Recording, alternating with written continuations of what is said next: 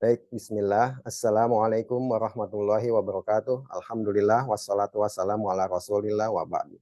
Baik, kita insya Allah mulai hari ini, jika anak-anak itu ada waktu, setiap jam 9 sampai jam 10, kita akan belajar menerjemahkan Al-Quran untuk orang Indonesia.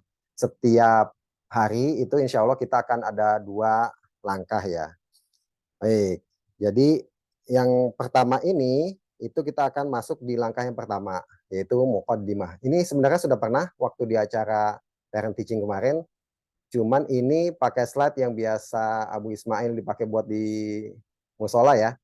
Bukan yang kemarin itu emang khusus buat anak-anak, tapi kalau buat dibikin semuanya versi anak-anak itu terlalu lama, jadi Abu Ismail putuskan pakai slide yang ada saja ya. Baik, nah ini lihat. Pertama itu kita akan berbicara tentang muqaddimah. Kita mau ngapain sih di sini? Nah, di sini ada satu ayat di surat Al-Baqarah, itu ayat 17. Siapa yang mau bantu baca? Kalau ada yang angkat tangan, terus silakan dibuka mic-nya. Ismail tolong sebutin siapa namanya. Terus coba tolong dibaca. Silakan. Ada Ismail? Ya, silakan. Dibukain mic-nya Ismail, biar Ataris ya. Ya, Ataris silakan dibaca.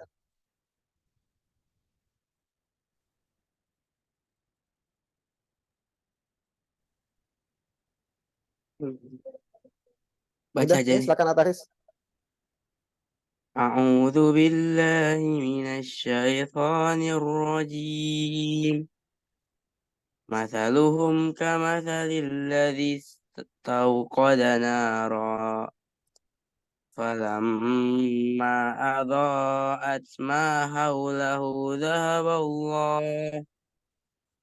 dhahaballahu binurihim wa tarakahum fi dhulumatin la yubsirun. Masya Allah, barakallahu fiik. Ismail, kalau lagi ada yang baca, kita diam dulu. Oke, nah tadi Ataris, terima kasih udah baca ya. Jadi kita nggak bahas soal bacaannya, tapi pertanyaannya sekarang, siapa yang tahu artinya? Oke, angkat tangan. Siapa yang tahu artinya? Silakan. Apa Ismail, ada yang angkat tangan? Nggak ada. Kalau nggak ada, kita lihat tolong dibacain ini. Ini artinya nih. Siapa yang mau baca?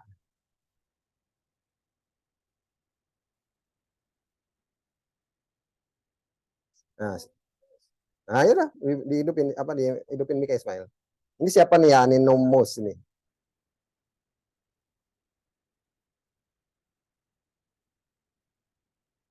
Silakan dibaca. Baca aja kan. Ini siapa ini? Anzalah. Siapa Ismail? Agak kenceng suaranya. Anzalah. Oh, Hanzola. Sorry namanya Ya, disebut. silakan dibaca artinya. Silakan. Perumpamaan mereka adalah seperti orang yang menyalakan api. Maka setelah Hmm. api menerangi sekelilingnya, Allah Hmm. hilangkan cahaya yang menyinari mereka. Hmm. Dan Hmm. biarkan mereka dalam kegelapan, mereka tidak dapat melihat. Masya Allah. Barakallahu fiik.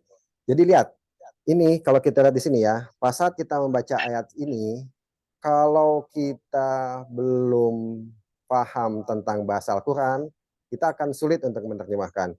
Bahkan mungkin tadi setelah kita baca nih ya, tadi kita sempat baca ya, terus coba kita lihat ke sini lagi, kita coba ulang, itu insya Allah sulit. Karena kita belum paham. Makanya tujuannya kita belajar adalah pas saat membaca ini, diharapkan nanti semuanya itu bisa mengartikan ke dalam bahasa Indonesianya. Nah, kalau kita lihat di sini ya, ini ayat Al-Qur'an ini kan warnanya putih semua nih. Jadi pas saat kita nanti bisa menerjemahkan seperti ini, insya Allah prosesnya itu biasanya dia akan bisa melihat ayat Al-Quran itu seperti ini. Lihat, kalau diperhatikan, kalau tadi di ayat yang ini berapa 17 ya, itu terlihat putih semua. Kalau nanti kita sudah banyak melangkah, nanti targetnya itu di liburan ini itu kita sampai langkah ke-24 ya. Itu insya Allah kita bisa membedakan antara satu kata dengan kata yang lain. Ini ada warna macam-macam ya. Ini nggak usah terlalu diperhatikan. karena kita belum belajar. Tapi ini buat kasih gambaran, nantinya kalau kita belajar pas saat membaca itu insya Allah kita bisa membedakan setiap kata ini dalam bentuk warna-warna ini ya. Nah gitu ya. Tapi sebelum kita mulai, itu ada 3 hal yang harus kita samakan. Nah ini udah pernah nih, tapi nggak apa-apa ini kita ulang. Mungkin masih ingat ya. Jadi yang pertama adalah cara pandang. Jadi kenapa kita penting dalam belajar itu menyamakan cara pandang. Nah waktu di kelas waktu itu kita pakainya dibikinin waktu itu sama kakak Ilma bagus tuh, pakai ada yang ke-6 sama 9 ya. Tapi sekarang kita pakai ngomongin tiang listrik. Kebayang ya? Tiang listrik itu bentuknya silinder. Jadi kalau ada tempelan kertas atau iklan di sebelah kanan, ada di sebelah kiri, atau depan atau belakang, itu untuk orang yang misalnya berdiri dari di sebelah kanan, dia akan melihat informasinya A, di sebelah kiri B, di tengah sana C, jadi bisa macam-macam ya. Satu benda, banyak tempelannya, maka orang akan mendapatkan data atau informasi yang berbeda. Jadi gimana supaya nanti semuanya memahami hal yang sama, harus berada di posisi yang sama. Nah itu dia, makanya perlu kita samakan pandangan. Nanti kita belajar ini, masing-masing kan udah ada yang belajar bahasa Arab, udah yang mungkin belajar apa namanya Al-Muyassar itu udah sampai selesai, ada yang belum. Nah kita anggapnya belum pernah belajar semua ini. Walaupun kalian di sekolah udah belajar, tapi kita akan mulainya dari titik nol nih. Jadi itu fungsinya ya. Kemudian juga kita sempat udah pernah yaitu ngomongin soal yang baju merah, baju putih kan ya. Yang waktu itu misalnya ada tukang roti, dua orang tukang roti lewat pakai baju merah sama baju putih. Kemudian Ismail lagi main sama temannya Adlan tuh di dalam, disuruh panggil Ismail, itu panggil roti. Ismail keluar, terus ada 2 tukang roti kan ya, dipanggil, "Bang, roti." Masih ingat ya? Yang 2 tukang roti itu nengok, "Yang mana, Dek?" Kata Ismail apa waktu itu? Yang pakai baju hijau bang, padahal nggak ada yang pakai baju hijau. Itu karena Ismail waktu main sama Adlan lupa ngelepas kacamata hijaunya. Jadi yang terlihat itu adalah yang baju putih itu seperti hijau. Nah di sini juga sama, kita nanti pas saat belajar, pas saat ada pertanyaan, menjawabnya itu hanya berdasarkan pengetahuan yang sudah sampai di sini. Jadi kalau ada pertanyaan itu jangan menjawab dengan ilmu yang kita miliki di tempat lain. Maksudnya tempat lain itu yang sudah pernah kita pelajari ya. Tujuannya apa? Biar kita sama, biar sama-sama melangkah. Sesuai dengan judulnya juga tadi kan ya untuk orang Indonesia dan kita pakainya modelnya langkah demi langkah gitu ya.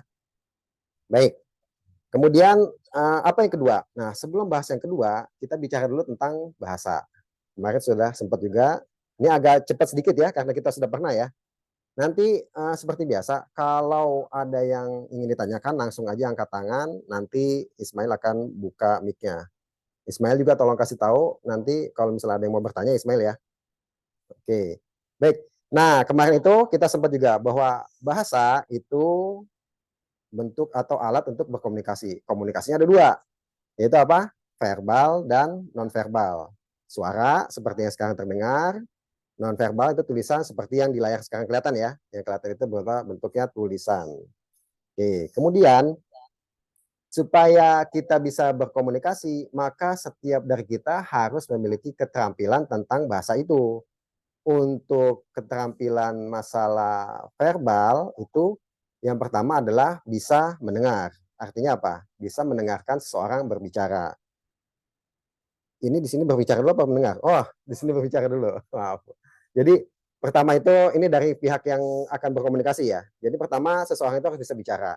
Kemudian dia juga harus bisa mendengar. Maka bisa ada komunikasi 2 arah. Itu untuk yang verbal.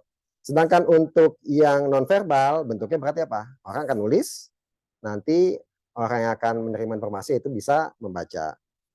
Tapi masih ada ingat apa syaratnya? Atau mungkin Ismail bisa nggak semua mic-nya itu di-allow untuk dibuka tapi di-mute aja. Jadi kalau pas ada yang mau jawab langsung nyalain mic, tapi setelah selesai dimatiin lagi. Bisa nggak Ismail? Teman-teman itu diminta di unmute aja. Mereka nanti kalau pas udah apa namanya kalau mau perlu tinggal klik mic-nya. Jadi nggak harus nunggu ada yang raise hand atau apa. Ya sambil disambil ya sambil dicoba ya. Baik, kita lanjut. Nah, syaratnya keterampilan itu harus mereka itu harus mengerti atau paham. Jadi tidak mungkin hanya bisa bicara, mendengar saja tanpa mengerti dan paham. Itu syaratnya ya. Artinya seseorang yang memiliki 4 keterampilan tadi, 2 di verbal dan 2 di non verbal, maka dia artinya bisa menguasai bahasa tersebut. Nah, ini untuk yang pertama ini mungkin nggak akan terlalu banyak ditanya ya, karena ini udah pernah waktu itu di kelas kan ya. Ini tujuannya buat mengulang, buat mengingat-ingat, jadi buat supaya nanti pengantarnya ke yang berikutnya ya. Nah, kalau masih ingat, waktu itu kita pernah bicara ada pertanyaan berapa bahasa di dunia. Ya, bolehlah kalau masih ada yang mau jawab, coba silakan. Langsung aja jawab. Ada berapa bahasa di dunia? Silakan. Kamu nggak bisa unmute ya, Ismail? Ya udah, nah. Angkat tangan deh, nggak apa-apa. Berarti Ismail belum bisa ngituin ya. Ismail nih sekalian jadi operator juga soal. Ismail belum bisa tapi. Kalau ada yang mau jawab silakan angkat tangan. Kemudian nanti akan di unmute sama Ismail. Ada berapa bahasa di dunia? Kalau Ismail jawab, Wah, Bang Ismail. saya sih. Nah, ini siapa nih yang jawab nih? Hanzalah, Hamzalah. Oke, ada berapa bahasa di dunia, Hamzalah? 2. Oke, sebutin. Bahasa ibu dan bahasa bahasa yang satu lagi. Cuma ingat bahasa Bahasa ibu. ibu dan kita lihat. Bahasa ibu sama. Nah, itu dia. Oh iya, iya, iya. Nah, Masya Allah. Masya Allah, Hamzah masih ingat. Berarti lain nggak tahu nih, apa nggak enak aja, malu atau lupa. Nah, tadi Hamzah ingat bahasa ibu dan bahasa kedua. Kenapa disebut bahasa kedua? Walaupun seseorang menguasai 10 bahasa, bahasa selain bahasa ibunya disebut bahasa kedua. Nah, kalau mau agak ini bilang bahasa kedua yang pertama, bahasa kedua yang kedua, dan seterusnya ya. Tapi semua itu bahasanya adalah bahasa kedua ya. Jadi nggak ada istilah bahasa ketiga. Walaupun di dunia orang suka ngomong seperti itu. Ismail mau disampaikan? Hah? Apa? Oh, udah bisa semua ya? Oke, baik. Oh ya, Hamzullah kayaknya udah pernah mungkin. Jadi teman-teman Ismail, kalau nanti ada yang mau bicara langsung aja ya, bisa karena mic itu bisa langsung kebuka. Kalau ternyata belum bisa, tolong resen aja nanti biar dibuka sama Ismail ya. Oke, kita lanjut ya. Ismail, sekarang jam berapa? Oke, nanti tolong ingetin pas sudah setengah 10 ya, kita akan bagi dua. Kita akan bagi dua insya Allah. Nah, oke. Baik, yang berikutnya adalah cara belajar.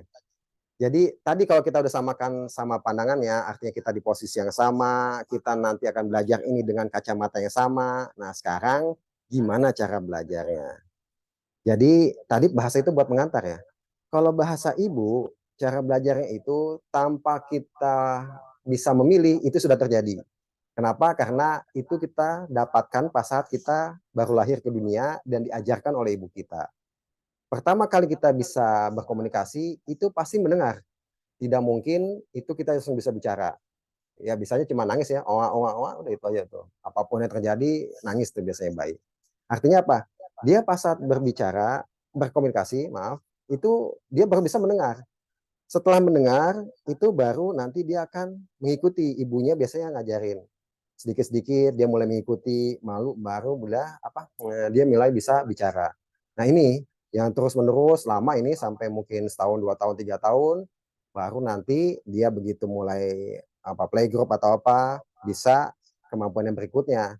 Yang kemampuan berikutnya pertama kali membaca bukan menulis karena membaca jauh lebih mudah dari nulis. Nah, jadi membaca tulisannya sudah ada, baru dia menulis. Nah, ini itu bahasa ibu. Sedangkan bahasa kedua itu gimana?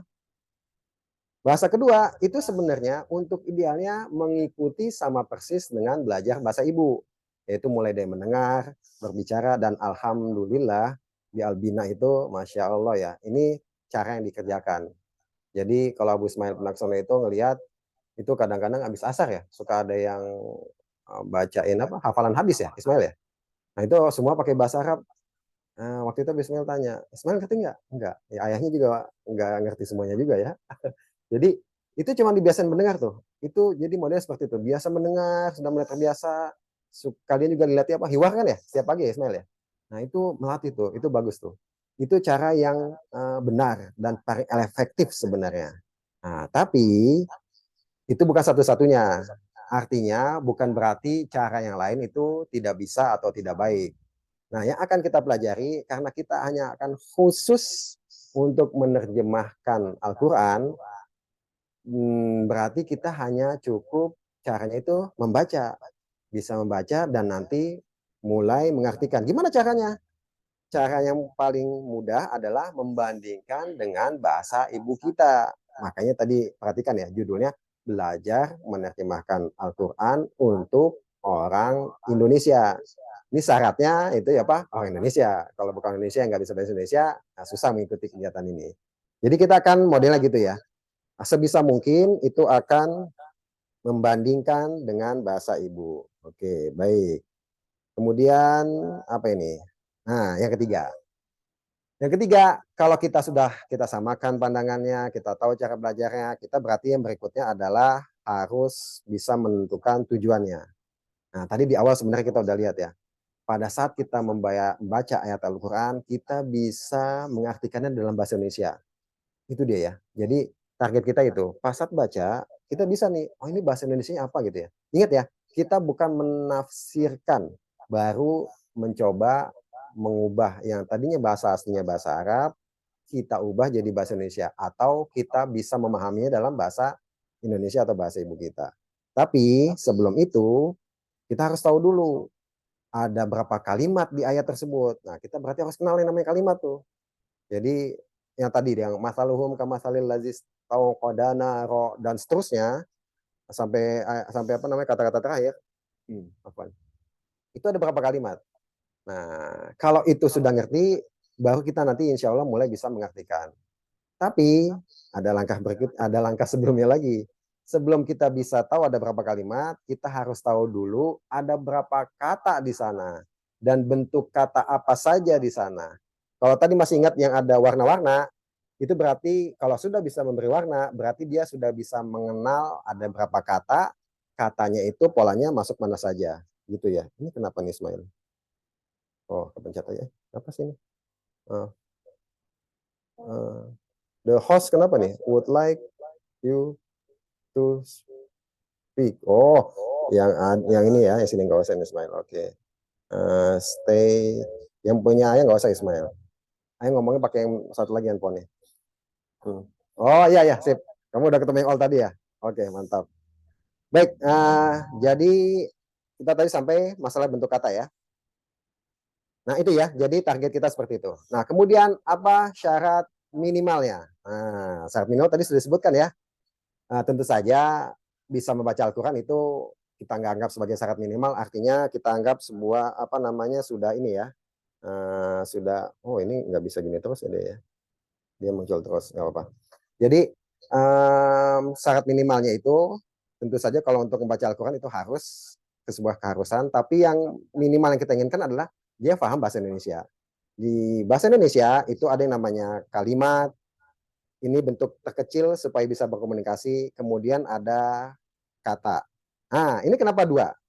Coba itu, kira-kira coba lihat, coba dilingkarin itu angka duanya itu. Kenapa dua? Maksudnya apa nih? Kata dalam kurung dua. Ini waktu itu pernah ditanya nih. Siapa yang mau coba jawab? Kenapa ada angka dua di situ? Saya, Ya, siapa itu? Hanzalah. Masya Allah, Hamzah lagi. Tafadhal apa? Jadi kalau dalam bahasa Indonesia itu kata dalam bahasa Indonesia itu minimal mempunyai 2 huruf. Iya betul. Masih ingat, Masya Allah, Mumtaz. Alhamdulillah. Jadi kata di bahasa Indonesia itu minimal susunannya terdiri dari huruf ya. Tidak mungkin ada yang satu huruf. Nah ini nanti hubungannya dengan si bahasa Arab ya. Kalau di bahasa Indonesia itu minimal 2 huruf ya. Kemudian yang terkecil adalah huruf gitu ya. Baik, kita lanjut. Nah, ini nanti sebenarnya syarat yang ini adalah ketika kita sudah mulai masuk ke kalimat ya. Tapi nggak apa-apa sebutkan dulu, tapi ini kita agak cepat aja. Jadi nanti kita harus ngerti ada yang namanya subjek, ada yang namanya predikat, ada yang namanya objek, ada yang namanya keterangan. Nah, insya Allah kalau ini Ismail, Hamzola, teman-teman yang lain, Ataris, dan yang lainnya, itu insya Allah masih tahu lah ya ini ya. Jadi kalau yang di bahasa umumnya itu subjek itu pelaku, predikat itu pekerjaan, objek itu yang menderita, dan seterusnya gitu ya. Nah kita sekarang ada Ismail sekarang jam berapa? Wah, ini kalau ini ya. Oke, berarti ini terlalu banyak nih, nggak apa-apa. Oke, kita masih ingat waktu itu kata yang pertama muncul di bukan kata yang pertama muncul ya. Kata yang kita ucapkan pertama kali sebelum membaca Al-Quran, yaitu ta'awuz. Nah, ini kita cepetin aja ya, karena waktunya mepet, yaitu a'udzubillahi minasyaitonirrajim. Ini karena ngulang. Kemudian dalilnya, yaitu apa? Ismail bisa baca? Itu baca yang kelihatan nggak? Coba bisa baca?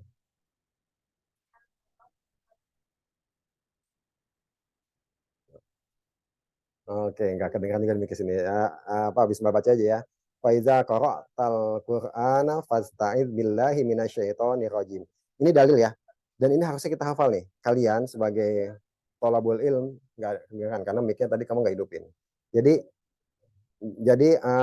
sebagai penuntut ilmu itu harusnya hafal ya. Ini bahwa kenapa kita membaca ta'awudz itu sebelum membaca Al-Quran. Karena di surat An-Nahl ayat 98 itu Allah berfirman, "Wa idza qara'tal Qur'ana fasta'iz billahi minasyaitonir rajim." Nah, ini dia makanya ini dia. Nanti akan berwarna seperti ini ya. Tapi ini nggak usah terlalu diperhatiin ya. Kalau nanti kita sudah belajar, yang tadinya dia warnanya putih seperti ini, kita bisa bedain nih. Setiap kata itu beda tuh. Dia ada kelompok-kelompoknya dan ada warna-warnanya. Tapi ini nggak usah terlalu diperhatiin dulu. Oke, itu dia makanya pentingnya hafal ya. Nah, ini karena waktunya mepet, karena kita ngulang juga, masih ingat ini yang hafidna qalilan wa qara'na katsiran. Sambil baca dalam hati yang lain coba kalau ada yang bisa. Terus apa nih? Ini ya. Fantafa'na bima hafidna aktsara min intifa'ina bima qara'na. Artinya apa? Dulu ini kata Syekh Soleh Al-Utsaimin ya. Syekh Soleh Al-Utsaimin itu rahimahullahu taala mengatakan bahwa dulu kami itu sedikit banyak membaca, sedikit menghafal, tapi kami lebih banyak mengambil manfaat dari yang sedikit kami hafal daripada yang kami baca. Gitu ya. Jadi kalau kita hafal itu kita bisa banyak memberikan manfaat ke orang lain. Oke, ini kembali ke yang tadi tahu. Tahu itu kalau kita bandingkan dengan bahasa ibu kita, aku berlindung kepada Allah dari syaitan yang terkutuk, maka kita bisa dilihat di sini bahwa untuk pelakunya pekerjaannya atau predikatnya adalah berlindung, sedangkan pelakunya atau subjeknya adalah aku. Ini kita ngulang ya, makanya agak cepat nih. Kemudian yang ininya kita lewatin dulu. Nah, kita ke latihan aja dulu nih. Ini siapa yang masih ingat? Oke. Ismail ada siapa aja namanya?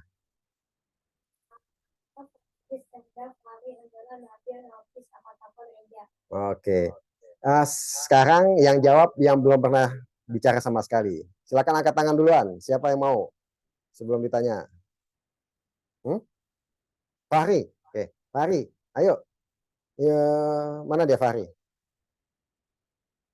Nih, Hafizna qalilan.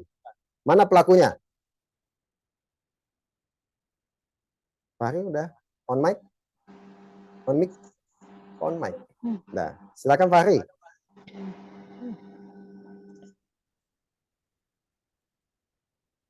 Belum kedengeran suaranya? Hah? Nggak kedengeran ya? Padahal situ udah bersuara. Fahri, kedengeran suaranya? Yang lain Ismail siapa? Nah, Hamzullah ntar dulu ya. Siapa? Reza. Ayo Reza. Ini nunjuk Ismail ya. Ayo Reza. Ini kan ada hafizna qalilan. Pertanyaannya mana pelakunya, mana ini kan ada ya. Bahasa Indonesia kita ke bahasa Indonesianya. Kami dulu sedikit menghafal. Nah, mana pelakunya, mana predikatnya ya? Nggak bisa. Oke, siapa? Sauki. Siapa nih?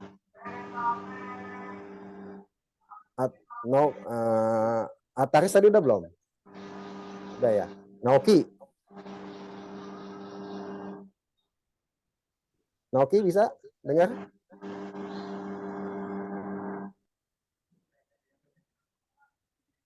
Oke, kalau enggak berarti tadi Atari silakan. Mana predikatnya, mana pelakunya? Ataris? Pelakunya kami, Oke, pekerjaannya kami. menghafal. Pengerjakannya menghafal ya, Masya Allah Mumtaz. Jadi itu ya. Ini pelakunya adalah kami, pekerjaannya atau predikatnya adalah menghafal ya. Oke. Terus di sini apa nih? Berikutnya yang kedua wa qara'na katsiran. Oke, siapa yang mau artinya apa tuh? Dan kami menghafal sedikit ya. Ini apa nih? Oh iya, dan dulu kamu banyak membaca. Oke, siapa yang mau jawab? Mana pelakunya, mana predikatnya? Oke, Hamzullah, kalau nggak ada yang lain. Oh, Jarda. Silakan Jarda. Pelakunya kami, pekerjaannya membaca. Masya Allah, Mumtaz. Jarda gimana? Udah sehat? Alhamdulillah udah. Masya Allah, Alhamdulillah. Baik ya. Nah, itu dia tadi untuk yang pertama ini. Kemudian langkah berikutnya adalah kita akan membedah kalimat yang pertama. Nah, ini rekaman kita bagi dua ya. Jadi kita tutup dulu untuk yang pertama ini, tapi kita belum selesai. Habis itu nanti kita lanjutkan dulu. Baik, semoga yang sedikit ini bermanfaat. Wassalamualaikum warahmatullahi wabarakatuh.